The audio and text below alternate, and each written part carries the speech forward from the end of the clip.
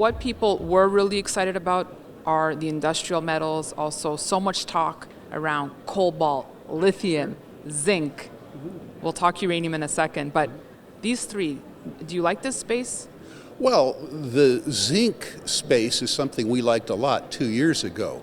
Zinc was cheap. It was really, really, truly cheap. It was on sale. The good zinc stocks are uniformly up 80 or 90%, which is to say they're 80 or 90% less attractive than they were. I love momentum buyers. I love somebody who will come and take me off a position that I had the good fortune to buy on sale.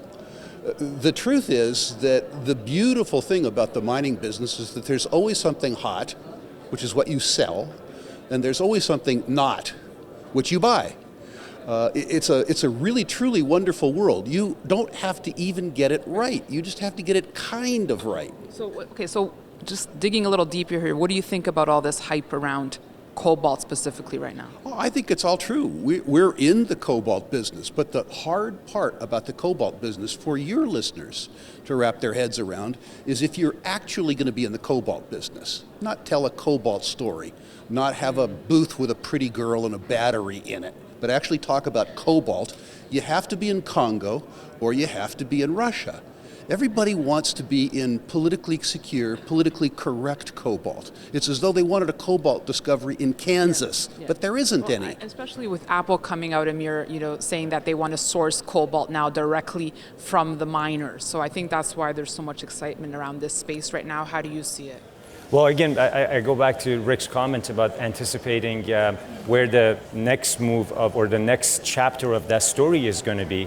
And looking at sort of those more undervalued, kind of out of favor situations that are the obvious next. I mean, this to me could not be any more obvious. If the first chapter of the story, this electric metal, new age metal story, if chapter 1 is the battery, I mean, we all know batteries don't just come pre-charged, and if they do, they need to be recharged. Right? So the clear chapter 2 of the story is how do we charge that battery? How do we recharge that battery? And so I go back to the electricity grid. I go back to the fact that the metals, namely uranium, that is used for electricity generation, is going to be the concept to look at here, because if everyone wants to drive an electric vehicle, and everyone needs to recharge these batteries around the clock at different points in time, the need for decarbonizing the economy at the same time as making sure electricity is available around the clock can only be made available through nuclear power. And we're going to talk more about uranium later, you and I, but I want to get Rick's thoughts on uranium because I won't see you later. When is this metal that's so depressed right now going to really break out here? What are your thoughts? The answer to that is I don't know. In truth, what matters with uranium is the pace of Japanese restarts. Looking out 3 years or 4 years, I just spent some time in China. I just spent some time with sort of the future of the uranium business. New reactor developments are taking care of the uranium market 3.5, 4.5 years out. I realize most listeners have trouble holding stock over a long weekend. So from their viewpoint, they're going to have to look at the pace of Japanese restart. But Amir made a very good point. Everybody wants to be in a commodity that's just doubled. In other words, a commodity that's half as attractive as it was before it moved.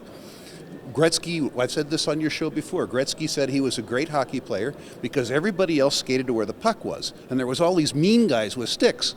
And he skated to where he thought the puck was going to go. And that's what you have to do in speculation. You also have to speculate in people. I don't know if you just heard Amir pivot, saying the best thing about cobalt was his commodity, uranium. It didn't matter the battery so much as what you charge it with. You got to be around people. That's really what you got to do. The greatest natural resource that mankind has is 7.6 billion of us.